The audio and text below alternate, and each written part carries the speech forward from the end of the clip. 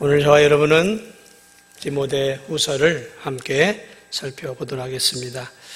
우리가 알고 있는 것처럼 이 서신을 쓴 저자는 사도 바울입니다. 사도 바울은 가장 위대한 전도자였고 가장 위대한 선교사였고 가장 위대한 목회자였습니다. 또 한편으로는 또 가장 위대한 신학자라고 할 수도 있겠죠. 가장 위대한이라는 단어를 사도 바울은 다 가지고 있을 만큼 2000년 역사 가운데 바울과 같은 신학자는 또 없었던 것 같습니다.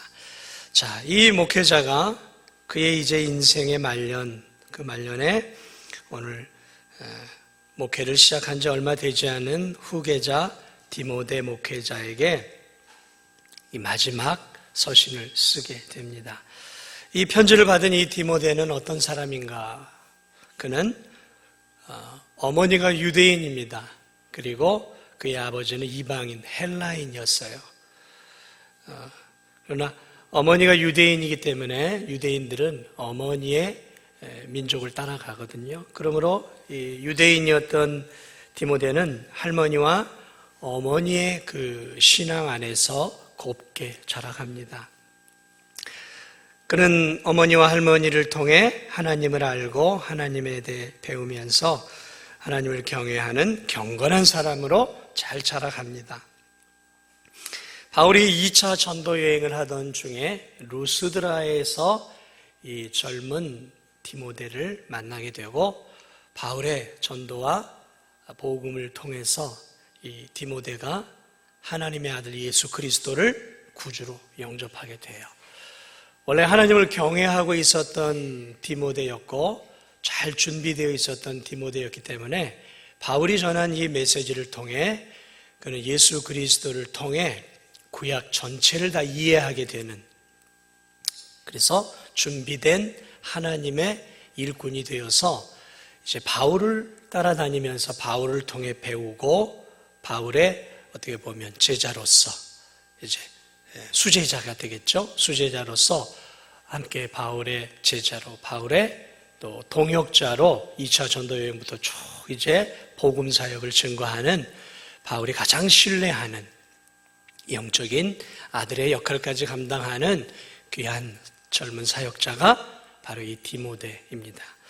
자, 그러니 바울이 지금 감옥 안에서 자신의 오른팔 역할을 한 수제자였던 디모데에게 편지를 쓰고 있습니다.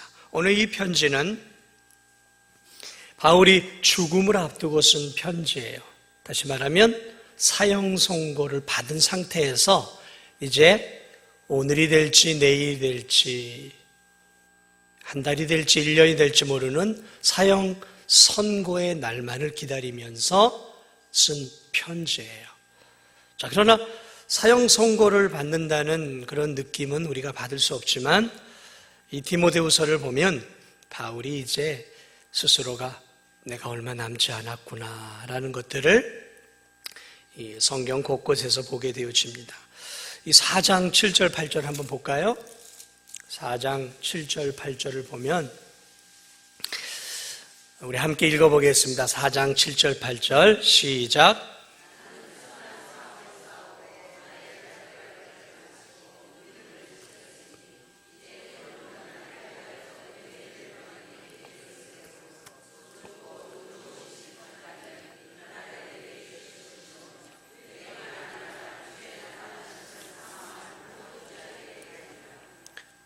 여기서 뭐라고 얘기했냐면 나는 이제 믿음의 싸움 다 싸웠다라는 거죠. 뭘 말하고 있어요? 죽음을 앞두고 있다라는 얘기예요. 더 이상 이제 싸울 수 없다라는 거죠. 죽음이 이제 그 싸움을 나로 멈추게 할 것이다라는 거죠. 달려갈 길을 다 갔다라는 거예요. 이제 죽음의 요단강 앞에 내가 서 있다라는 거죠. 그리고 이제 내게 남은 건 내가 이 땅에서 산 삶에 대한 하나님이 주실 의의 면류관만 남아있다라는 거죠. 이게 이제 보통 임종을 앞둔 사람들의 모습이에요.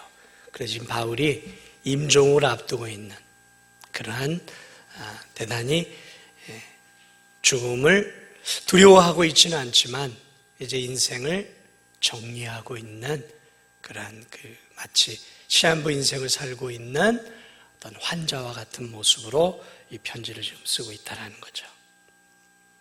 당시는 우리가 알고 있는 것처럼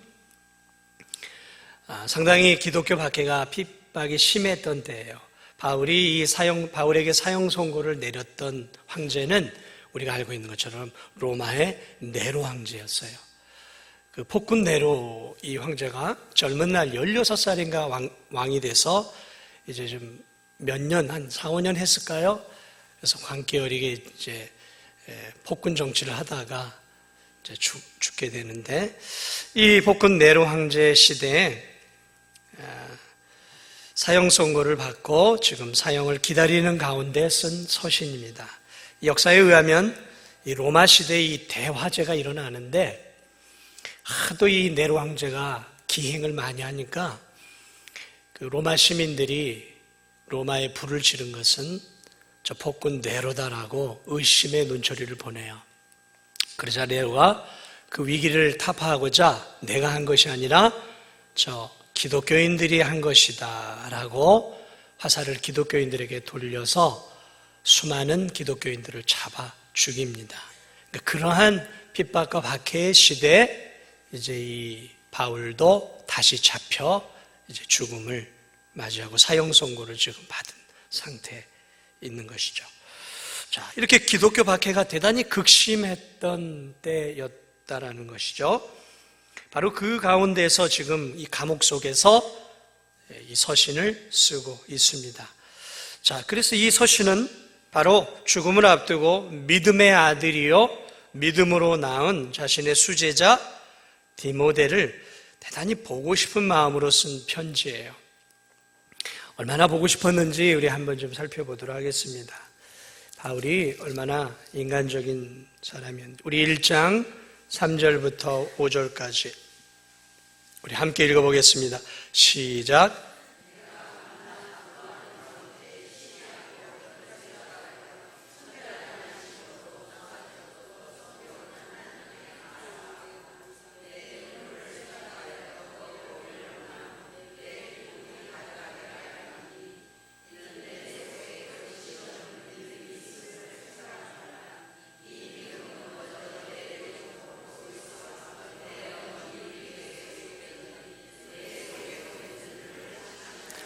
자, 밤낮 간구하는 가운데 그를 생각하면서 바울이 늘 기도했다라는 거죠. 그러니까 늘 바울의 이 중심 속에는 누가 있었냐면 이 디모데가 있었어요.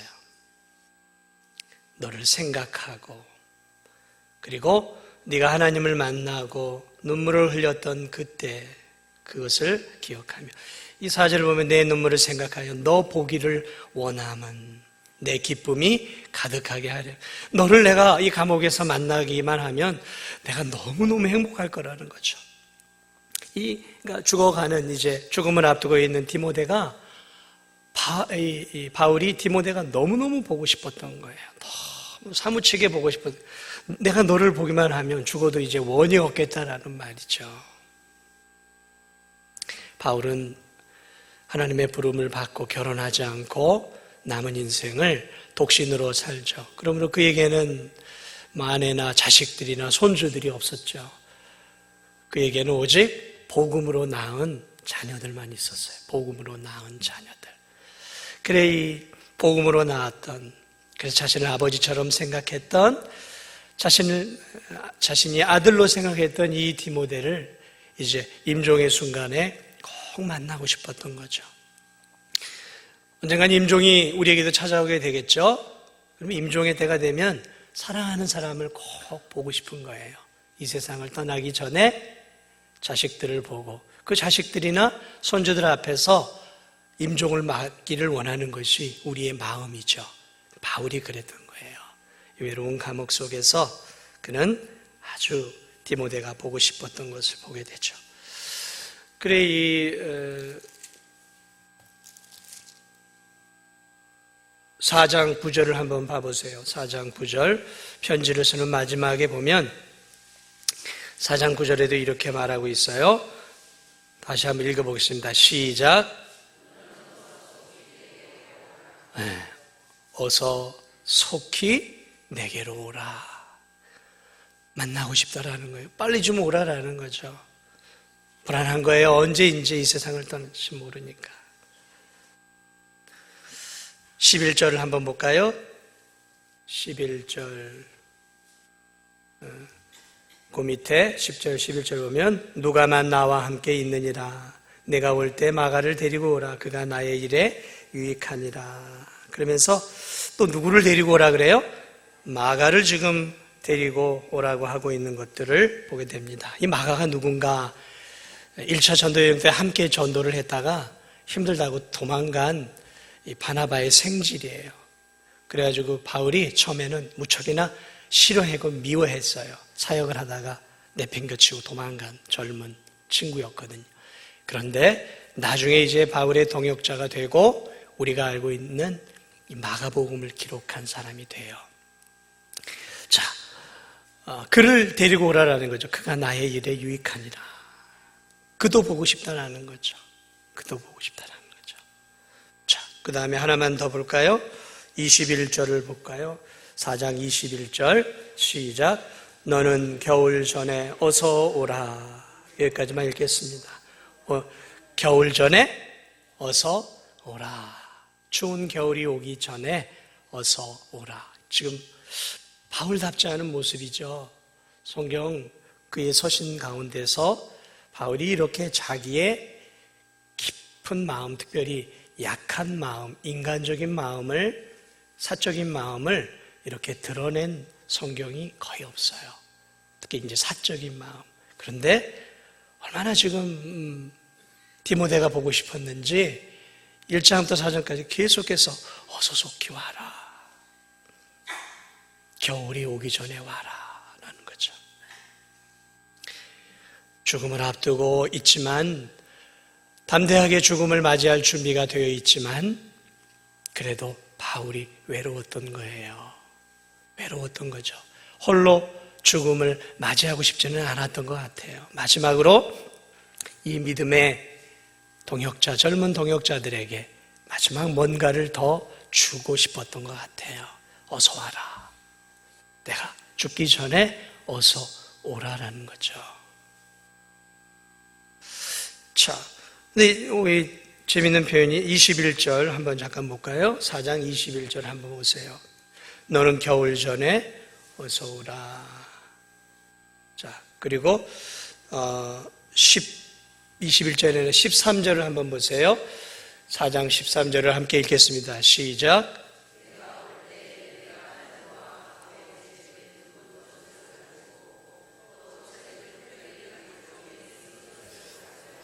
자, 이제 곧 겨울이 다가온단 말이죠.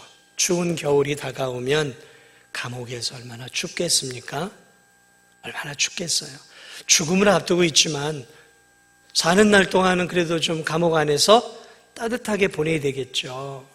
그래서 바울이 디모데에게 야, 너 빨리 올 때 내 겉옷. 이 겉옷은 유대인들에게 있어서는 이불의 역할도 감당하는 옷이었어요. 이렇게 통으로 된 짠 옷인데 그렇게 되어진 그것을 빨리 갖고 오라는 거죠. 그 추운 겨울 사형 선고를 받았음에도 불구하고 하루라도 그래도 감옥 안에서 따뜻하게 좀 보내고자 하는 바울의 인간적인 모습들을 우리가 볼 수 있습니다. 최근에 그 1919 유관순인가 그걸 보니까 유관순이 이제 이 감옥 안에서 지내왔던 그러한 그것들을 좀 보여주고 있는데 그 한겨울에 그 감옥 안에 독립운동을 하다가 잡힌 젊은 아낙네들이 그 추운 겨울을 그 차운 감옥 속에서 손을 호호 불면서 발에 동상이 걸려가면서 견뎌내는 그러한 그 영화를 잠시 봤는데 겨울이 오면 그때나 지금이나 참 고통스러운 거 아니겠습니까? 지금 감옥이야 훨씬 더 좋아졌겠지만 2000년 전 감옥은 말 그대로 무슨 난방시설이 어디 있었겠습니까? 그죠? 얼어 죽으면 그대로 끄집어내서 그저 던져버리는 거 아니겠습니까? 묻어버리면 끝나는 시대 아니었겠습니까? 자, 그레이 옷을 부탁을 하고 또 하나는 책을 갖고 오라고 얘기해요. 특별히 가죽 종이에 쓴 것을 아마 본인이 기록한 성경인 것 같아요. 책을 갖고 와라. 그냥 죽을 때 죽더라도 내가 계속 좀 하나님의 말씀을 읽어야 되겠다라는 거죠. 이런 인간적인 바울의 모습들, 그러니까 사는 날 동안은 그래도 자신의 몸을 따뜻하게 하고 견뎌내려고 하는 바울의 모습, 그리고 죽을 때 죽더라도 내가 끝까지 하나님의 말씀을 읽고 하나님 말씀을 붙잡고 내가 살아야 되겠다라는 이런 말씀 중심의 책을 좋아한 바울의 그러한 학자로서의 면모를 우리가 또 볼 수 있는 것이죠. 그러므로 이 디모데후서에서 그의 마지막 이 편지 속에는 죽음이 찾아오는 그때 그가 어떻게 의연하게 대처하고 있는가를 우리에게 잘 보여주는 대단히 인간적인 바울의 모습을 볼 수 있는 것이죠. 여러분, 죽을 때까지 우리가 뭘 해야 될까요? 우리도 할 수 있으면 따뜻하게 살아야 되겠죠? 그리고 죽을 때까지 뭘 해야 되겠어요? 말씀을 보세요. 말씀. 하나님 말씀, 또 좋은 경건서적을 통해서 죽을 때 죽더라도 계속해서 우리가 하나님의 말씀과 좋은 경건서적들로 우리 자신들을 늘 준비해 가야 되는 거예요. 에이, 뭐 이제 내가 나이 들었는데 뭐 이제 천국 가면 그만이야. 아니, 그게 아니에요. 참된 그리스도인은 그렇게 살지 않습니다. 마지막 날까지 내가 해야 할 일들을 하는 거예요. 내가 해야 할 일들을. 마지막 순간까지 인간 바울의 모습을 우리는 볼 수 있는 것이죠. 자, 아까도 말씀드렸지만 이 당시에는 박해가 굉장히 심해졌어요. 그래서 어떤 일들이 일어나냐면 박해가 심해지면 우리나라도 마찬가지지만 일제시대에 박해가 심해지면 쭉정이들이 날아가요. 교회 안에 있는 쭉정이들이 날아가고 믿음이 약한 사람이 믿음을 이렇게 지키지 못하고 이렇게 좀 배신하는 일들도 일어난단 말이죠. 우리나라도 그랬죠. 자, 오늘 이 당시에도 이 강력한 박해에 의해서 그러한 일들이 많이 일어났던 시대였어요. 그러한 가운데 지금 바울이 편지를 쓰고 있는 것이죠. 박해가 많이 일어나 성도들이 도망을 가거나 또 신앙을 버려버리거나 또는 숨어버리는 이러한 여러 가지 일들이 일어난 것들을 보게 돼요. 자, 1장 8절을 봐보세요. 1장 8절을 한번 읽어보겠습니다. 시작.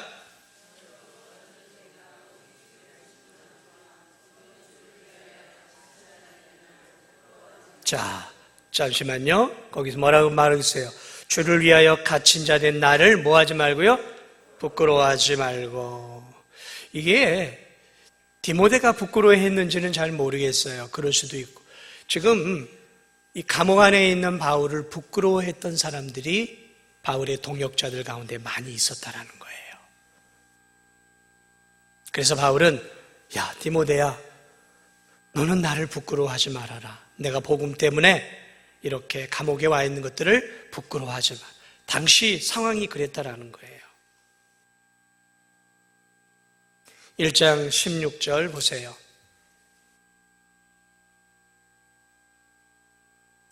함께 읽겠습니다. 시작.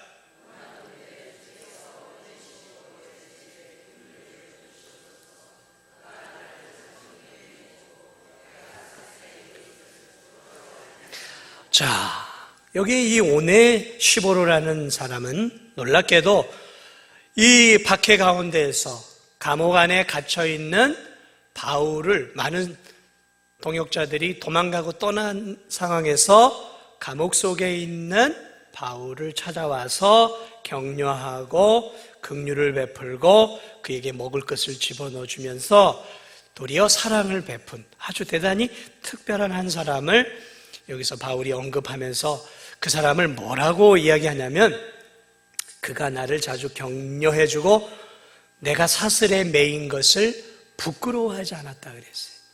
왜 이 부끄러워하지 않았냐는 말을 계속 반복하고 있냐면, 당시 복음 때문에 복음을 부끄러워하고 도망간, 믿음을 버려버린 사람들이 많이 있었기 때문에 그래요.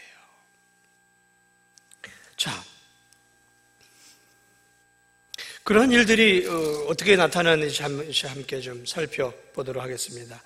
우리 4장 10절 한번 봐보세요. 4장 10절. 4장 10절 함께 읽어보겠습니다. 시작.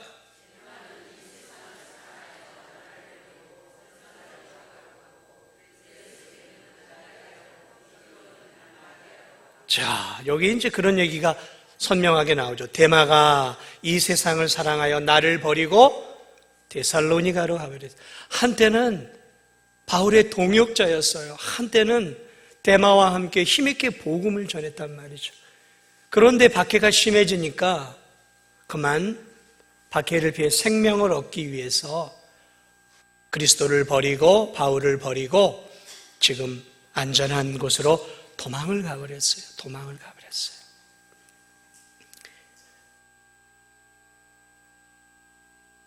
사장 16절을 한번 보세요. 4장 16절 시작.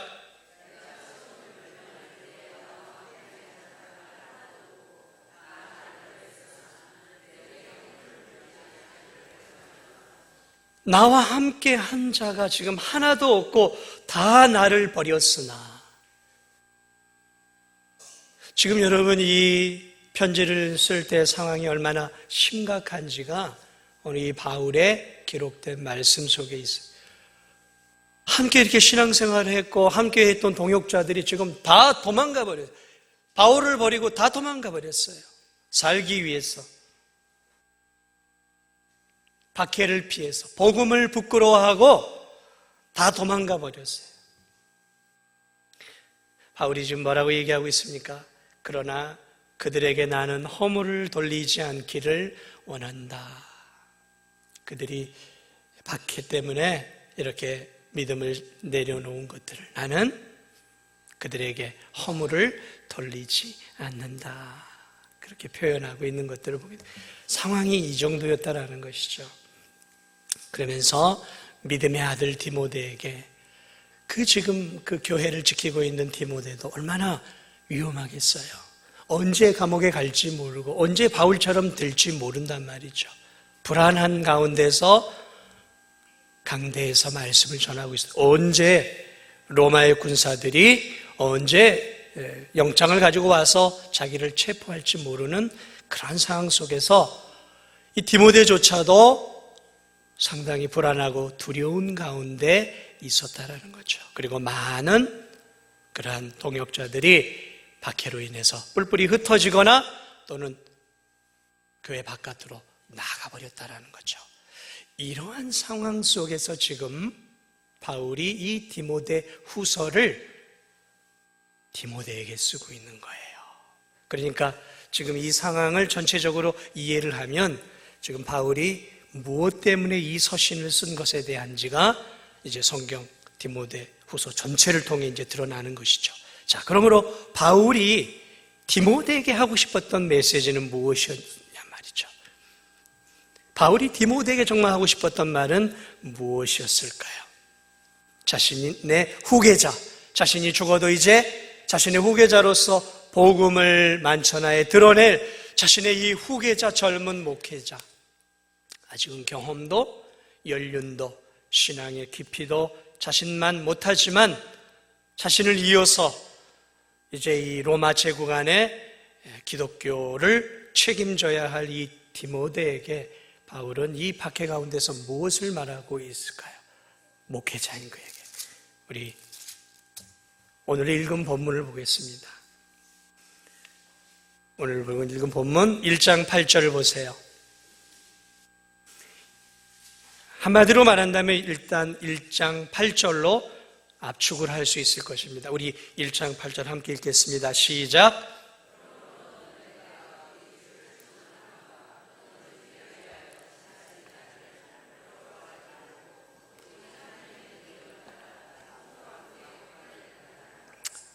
뭐 하라고요?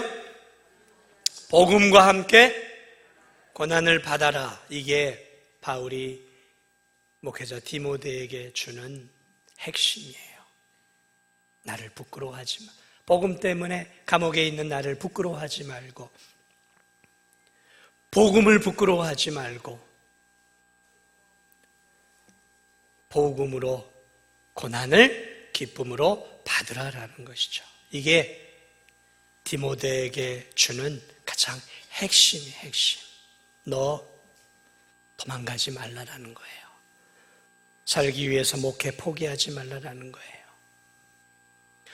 적당히 로마 사람들, 로마 군병들, 로마 사람들 보기에 그저 저 정도 설교는 봐줄만해 라는 적당한 설교하지 말라라는 거죠. 있는 그대로 복음을 전하고 그 복음으로 인해서 네가 감옥에 가게 되면 가라. 그 복음을 전함으로 죽게 되면 나처럼 기쁨으로 감옥에 들어와 살다가 죽어라라는 거예요. 이게 고통 가운데 믿음을 지키고 있었던 디모데 목회자에게 주는 바울의 생명 같은 말이고, 오늘 이 말씀은 바울만이 아니라 디모데만이 아니라 오늘을 사는 우리에게도 핵심이 되는 말씀이다라는 것이죠. 여러분은 복음을 부끄러워하십니까? 여러분은 여러분의 직장 속에서 내가 그리스도인인 것을 당당하게 밝히고 사십니까? 믿지 않는 동료들과 함께 밥을 먹을 때에도 당당하게 머리를 숙이고 내가 예수님을 믿는 예수님의 자녀임을 드러내십니까? 아니면 내가 그리스도인인 것을 가급적이면 내 직장 속에서 감추고, 내가 교회 안에서 집사, 또 맡겨진 직분을 맡고 있는 것을 부끄럽게 여기고 있지는 않습니까? 오늘날은 박해가 거의 없죠. 우리나라에 박해는 없습니다. 박해는 아니지만 여전히 박해와 비슷한 조롱과 멸시 또는 기독교인들에 대한 그러한 경멸의 눈빛 같은 것들은 있고, 또 믿음을 지키며 살아갈 때 믿지 않는 상사들에 의해서 그런 어떤 차별이나 손해 같은 것들은 받을 수 있어요. 하지만 그러한 심각한 박해는 아직 없죠. 자, 이렇게 우리가 이 바울의 시대는 아니더라 할지라도 오늘을 살아가는 우리의 삶 속에서 나는 이 복음을 얼마나 잘 지키고 이 복음을 붙잡고 이 복음을 사랑하고 살아가고 있느냐라는 것이죠. 그러면 바울이 복음과 함께 고난을 받으라 라는 이 말을 조금 더 풀어서 이 말씀을 한번 보도록 하겠습니다. 복음과 함께 고난을 받으라를 디모데후서 전체를 통해서 함께 나눠보죠. 13, 14절 한번 보세요. 복음과 함께 고난을 받자라는 말은 13, 14절 함께 읽겠습니다. 시작. 너는 그리스도 예수 안에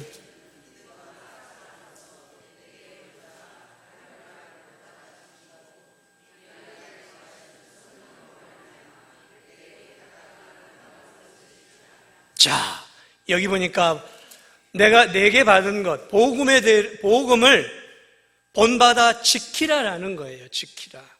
그러니까 그 하나님의 말씀을 네가 받은 것을 삶 속에서 그대로 지켜내는 삶을 살라라는 거예요. 복음을 듣는 것도 중요하지만 더 중요한 것은 무엇일까요? 그 순수한 복음을 내가 그대로 받은 다음에 그것을 그대로 내 삶 속에서 사는 것이죠. 이게 지키는 거예요. 복음을 지키는 것이죠. 그러면 여러분, 교회에서 또는 가정에서 하나님의 말씀을 듣고 읽을 때 그 말씀을 아는 것만으로 자랑하면 안 되는 거예요. 말씀을 아는 것 이상으로 중요한 게 뭐예요? 그 말씀대로 살아내는 것이죠. 이게 더 중요한 거예요. 자, 그리고 4장 1, 2절을 보세요. 4장 1, 2절을 보세요. 2절을 함께 읽어보겠습니다. 시작. 너는 말씀을 전파. 때를 얻든지 못 얻든지 항상 힘쓰라. 자, 여기까지만 하겠습니다. 그 다음에 이제 내가 해야 될 것은 말씀을 받고 그 말씀을 내가 붙잡고 그 말씀대로 살 뿐만 아니라 이제 이 말씀을 내가 어떻게 해야 돼요? 전파하는 거예요. 전도하는 거죠. 나만 붙잡고 사는 것이 아니라 이 말씀을 모르는 사람들에게, 복음을 모르는 사람들에게 이 진리의 복음을 증거하고 전도하고 선교하는 삶을 살아야 한다는 거예요.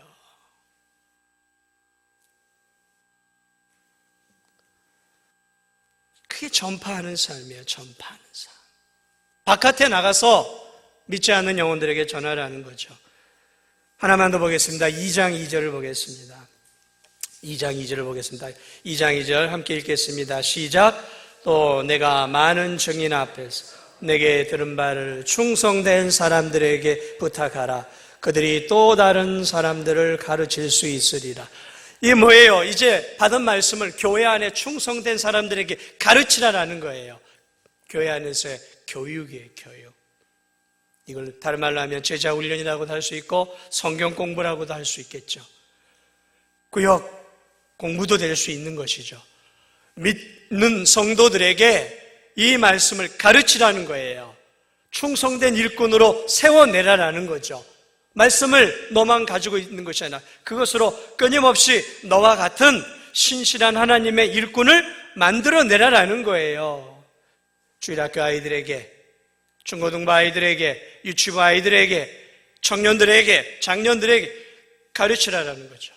가르쳐서 그 복음이 그들에게 들어가서 그들도 너와 같은 신실한 복음의 일꾼이 되어지도록 힘을 다해 가르치라는 거예요. 이게 지금 복음과 함께 고난을 받으라는 의미예요. 그러니까 네 자신이 그 복음을 받고 그 진리의 말씀을 붙잡고 그 말씀대로 살고 교회 안에서는 연약한 성도들에게 말씀을 잘 가르치는 역할들을 해야 하고 바깥에 나가서는 선교하고 전도하면서 믿지 않는 영혼들에게 생명의 주가 되시는 예수 그리스도의 십자가의 복음을 증거할 때 내게 주어지는 어려움들이 있다 할지라도 그것을 기꺼이 감수하라는 거예요. 복음과 함께 고난을 받을 생각을 각오하라는 거죠. 왜냐하면 복음은 빛이기 때문에 그래요. 복음은 어둠을 드러내는 일이기 때문에 어둠에 있는 사람들은 복음의 밝은 빛을 저항하고 싫어한단 말이죠. 그러므로 복음을 전할 때 필연적으로 주어지는 조롱과 멸시, 어려움들이 있더라도 복음을 붙잡고 복음 안에서 끝까지 살라라는 것이죠. 사랑하는 여러분, 오늘 이 시대는 그런 시대는 아니에요. 그러나 여러분, 우리가 예수 그리스도를 믿음으로 우리가 영원한 생명을 얻지 않았습니까? 예수님을 믿음으로 우리가 하나님의 자녀가 되었지 않습니까? 예수님의 십자가의 보배 피로 이제 영원한 산 소망을 가지고 살아가고 있잖아요. 여러분 어떻게 살고 계십니까? 복음을 증거하는데 부끄러우세요? 전도하는 게 부끄러우세요? 근데 왜 전도 안 하세요? 부끄럽지 않은데 왜 전도 안 하세요? 저 사람이 나 미워할까 봐. 그럼 그런 것도 각오 안 하고 전도하시는 거예요. 저 사람이 복음 전해봐야 저 사람 나한테 뭐 미운 짓이나 하고 뭐 믿지 않을 거 뻔히 아는데 제가 뭐 그럼 그런 거 각오 안 하셨어요? 그러면 돼서 해볼 만한 사람들에게만 해보려고. 그런 사람들이 누가 있어요?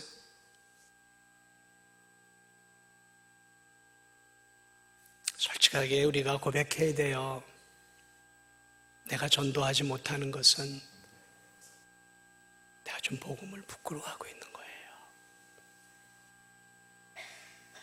여러분이 인정하지 않든 인정하든 내가 복음을 믿지 않는 사람들에게 담대하게 전하지 못하는 것은 내가 여전히 이 복음에 대한 부끄러움들이 조금씩 있는 거예요. 모르겠어요. 이 나라에 더 큰 어려움들이 올지 않을지 모르겠지만 지금은 우리가 마음껏 이 진도에서 복음을 전할 수 있는 황금 같은 시대예요. 여러분, 선교지를 다니다 보면 그런 것들을 많이 느껴요. 아, 여기 얼마 안 있으면 복음의 문이 닫히겠다.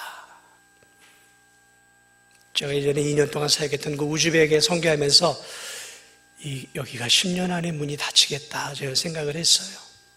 아니나 다를까 10년이 아니라 7, 8년 만에 문이 닫히고 말았어요. 제가 나온 뒤로. 지금도 그래요. 선교지의 문들이 계속 닫혀요.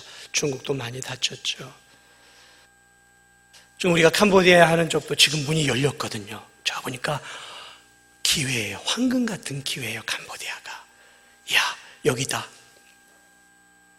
기회가 있을 때에 된다. 언제 캄보디아도 문이 닫힐지 저도 몰라요. 그런데 마냥 열려있지는 않더라고요. 그렇습니다. 진도 땅에 한국에 복음을 전할 수 있는 황금 같은 기회가 우리에게 주어진 거예요. 복음을 부끄러워하지 말고 복음대로 사시고 선교하고 전도하고 또 우리 성도들끼리 서로 가르쳐주고 배우면서 우리가 복음을 부끄러워하지 않고 복음을 자랑하고 예수님을 자랑하고 남은 생에 이 진도 땅에서 우리 진도 종안교회가 예수님을 드러내고 예수님의 십자가의 보혈을 자랑하는 저와 여러분이 되시기를 주님의 이름으로 축복을 드립니다.